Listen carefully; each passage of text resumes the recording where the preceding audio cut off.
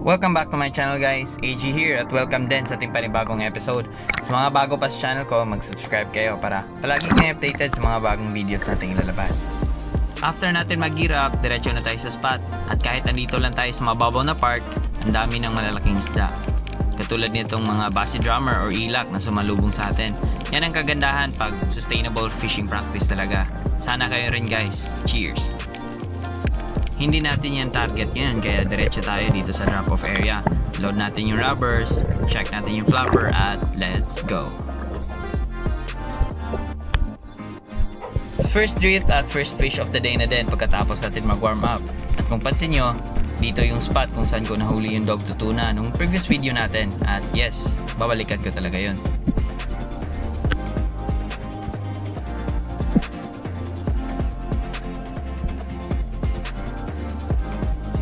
Andun yung bait fish unahan, mga big mouth mackerel or Indian mackerel. Ilang saglit lang, makaspot na tayo ng isang bluefin trevally. Malaki-laki to, kaya tinawag ko na.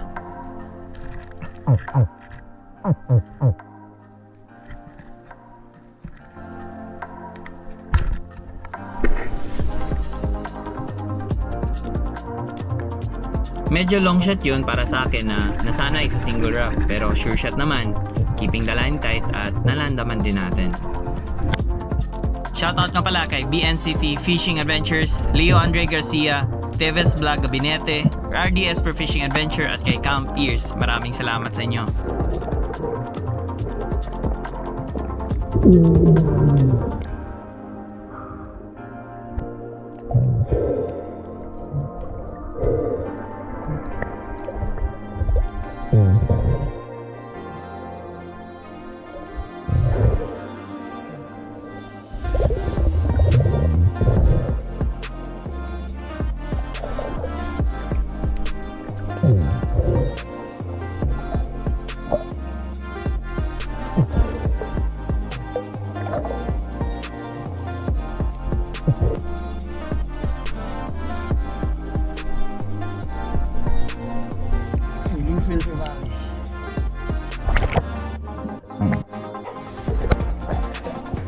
Ito yung ginagawa ko guys. Pagkatapos ko ma-neutralize yung isda, ginagat ko yung gills para ma-preserve yung quality ng meat kahit i-stock mo sa freezer ng ilang araw.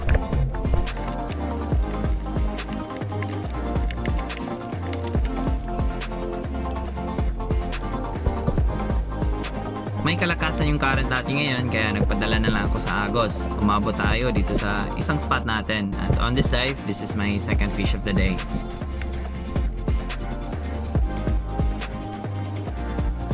Wala masyadong movement dito sa ilalim. Yung mga bait fish, relax lang pero may tatlong batfish. Good size naman kaya kinuha ko na yung isa. May nakita akong mga namimingwit dun sa taas ng mga locust. Kaya plano ko ibigay ito. Shoutout nga pala kay Oikas, John Michael Marquez, Potts Gabinete Galicia, Jake Masayon at kay Gerson Manongol. Maraming salamat.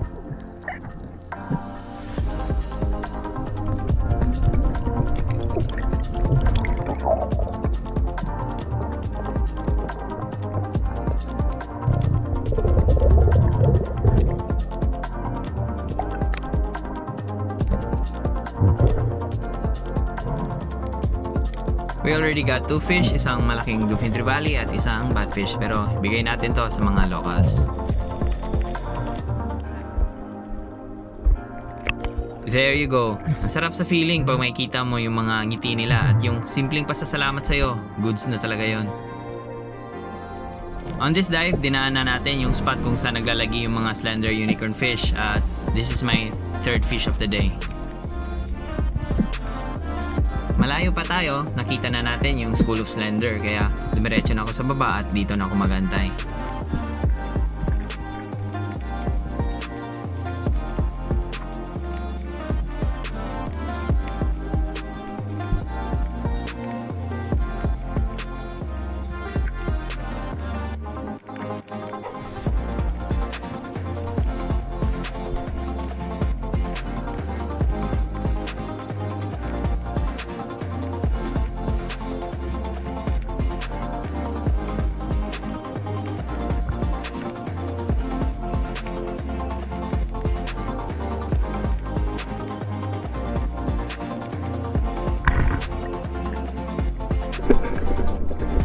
Buti na lang at di tayo pinaantay na matagal, kaya kinuha ko na yung pinakamalapit since parehong size din naman lahat. Shoutout nga pala kay Tomas Veroya, Gakasipag TV, Angelos TV, Joseph Cotanda at kay Vin Barcon. Maraming salamat.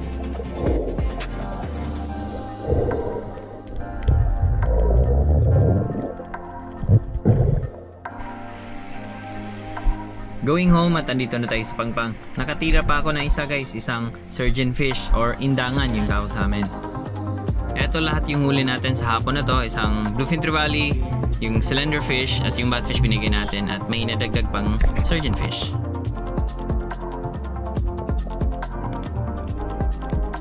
Naubos na yung stock natin kaya a few days after nag-dive ulit ako kahit medyo tinanghali na, around 8 AM siguro tayo nag-dive kasi tinanghali tayo ng gising at on this dive nasa wall spot area tayo. Maganda din to kasi may mga shadow sa ilalim ng cracks na doon naglalagi yung mga isda. Ito din yung advantage pag naka-reel tayo, walang sasabit sa mga wall or sa reef, makakaglide tayo ng maayos.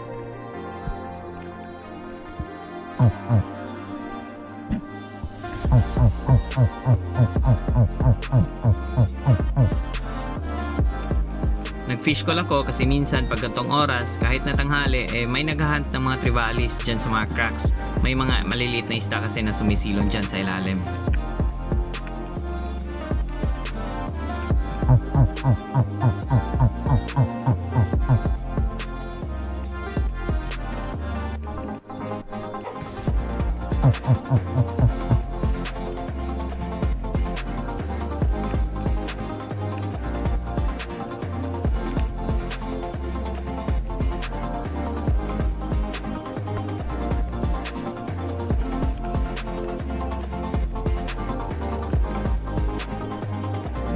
Kaka-fish call natin ng trivalis, eto yung lumapit, isang red snapper, and this is my first fish of the day.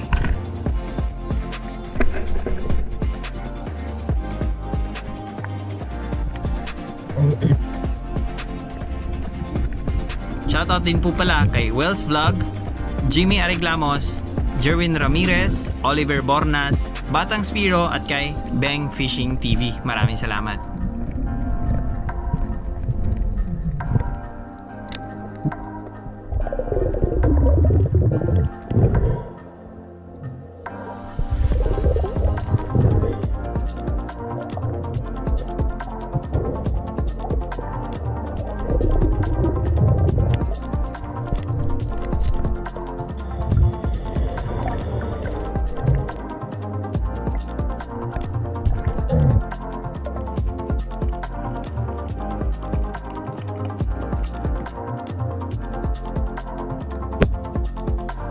Another drift at another fish of the day.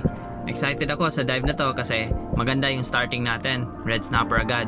At alam ko most of the time nasa school yan sila. Yung mga ibang snapper siguro andun sa mga ibang cracks, kaya antay lang tayo dito sa spot na to at lalabas din yan.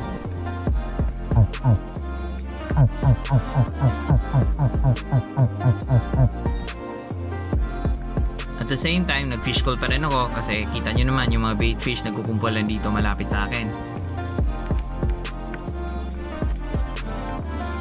At this moment, may nakita na tayong isang red snapper dun sa baba pero antayin lang natin na lumapit kaya check muna tayo dito sa paligid.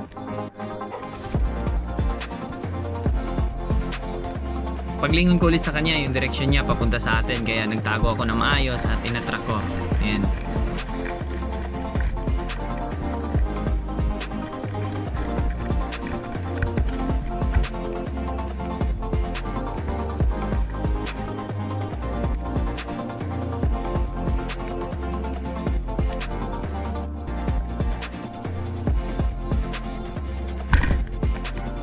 Kita mo naman kung gaano sila kabilis guys. Nasa right side ako naka-aim pero sa left side tinamaan.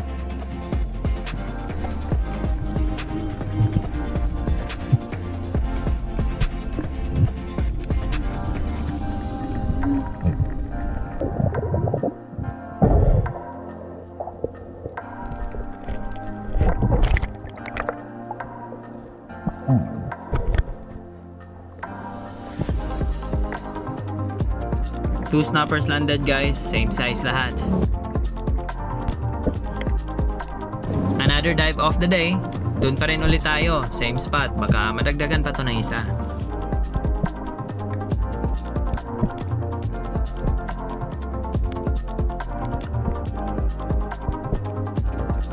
Hindi na ako dumiretso guys sa baba talaga kasi may nakita na tayong snapper dun sa left side natin. Yan. Pero antayin na natin na lumapit. May nakita din tayong high fin coral trout or lapu-lapu around 2 kilos. Within my range pero yung target natin is yung snapper. Kaya next time na lang yung lapu-lapu.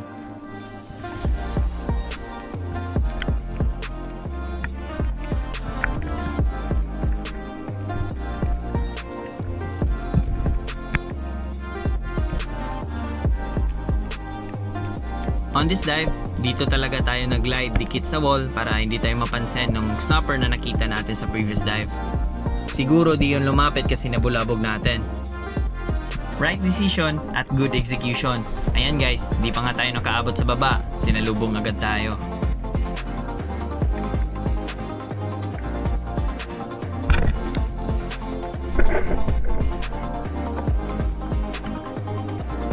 Ito yung pinakamalapit pero ito din yung di na stone shot. Well, naland naman natin and this is my third fish of the day.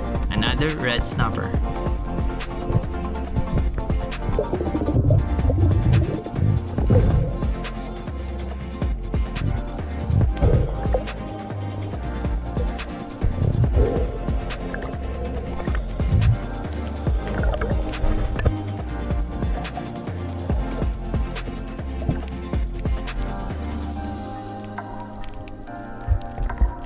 Ayos ito guys, and this is enough. Kaya let's go home kasi magluluto pa tayo.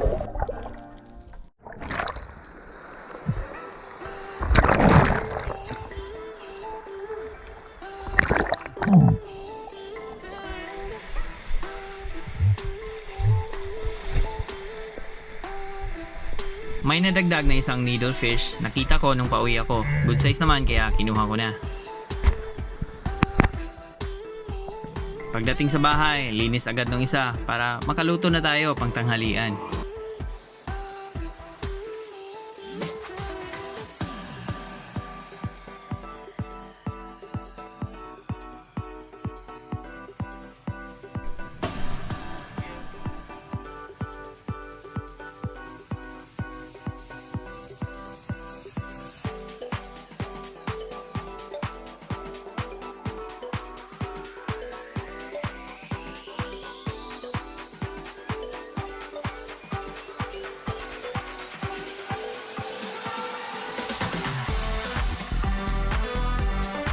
Sama din natin tong needlefish kasi masarap to sa prito.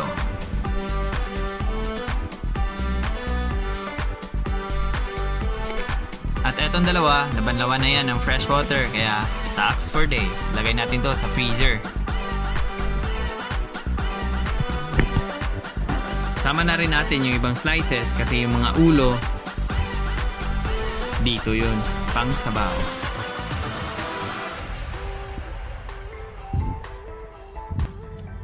Lagyan din natin ng secret sauce pampagana yan.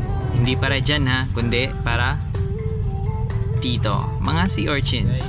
Season nila ngayon kaya malalaki yung laman sa loob. Time to eat guys, and that's it for this episode. Thank you for watching. Sana nag-enjoy kayo at may natutunan. Stay tuned for more videos. See you soon in my next episode. Stay safe. God bless. Cheers!